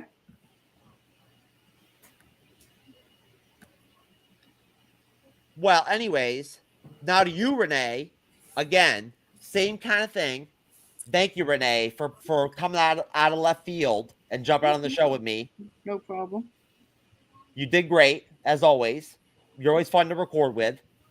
And overall, for the MCU's Bleeding Edge, for Sail of the MCU girl, my good friend, for Renee from Sakar.freeforums.net, Podcast of Champions, regular on the MCU, and for Nate the Great, my young friend that I've known for apparently for 2 freaking years plus, I guess. I've known you since like August. Oh, and for Frankie, that was jacking off to like my video for 1.5 years, bro. I'm telling you, man. I hope you liked it, bro. You must have enjoyed it. So I text this in the Minds of Creativity group chat, but I'm gonna go. Would it be okay if I can promote something real quick for the Minds of Creativity Network? No, Nate, you can't. Can I promote my fanfic? Yeah, dude, plug whatever you want. Go ahead. No. Yeah, so I'm gonna be starting. So like with my superhero stuff, I'm gonna be starting a new podcast. This is one I'm gonna be doing really more like 20 episodes a year. It's gonna be a reaction show to the reality TV series of Relative Race. Basically what they do is people go out and they find family that they've never met before. So like a father, mother, sister, brother, cousin, anyway, they find a lot of close relatives. And, I know what people are thinking out there that this is, it's reality TV shows. It's probably fake. Yeah, this is one of the very few exceptions that I agree that most reality TV shows are fake, but this is one of the few exceptions that I actually think that are TV edited but not scripted or fake or by any stretch of the imagination. So starting in March, I will be coming out with a new show for reaction to Relative Race, breaking down spoiler reviews for that. Have fun. That is great. And that is good to hear. And Sally, the MCU girl, you want to plug? Hell no. No, you're I'm good. You're good? All right, Yeah, Renee, I'm good for now. Renee, you want to shout out Sakar? Yeah, on Sakar, join us over there. Type in your questions, talk around. I also will be on tomorrow afternoon at 5 p.m. Eastern Standard Time on the Podcast of Champions. Awesome. And I will be there on Saturday on the Podcast of Champions look with forward to Renee, getting after it and probably saying all kinds of shit that Grandmaster will then have to edit afterwards because he always does. But anyways, again, I want to thank all my guests for coming on tonight and joining me. I had a really good time. You're welcome. And at the end of the day, it's all love. We wish a awesome 2022 to all of you. God bless you. And No, Satan. there you go. And I love Marvel. I love the MCU. We all do. And any of you who think that they're done, you're fucking retarded because they got trolls. They got a lot of game still to drop. Yep. So, anyways, folks, we're out.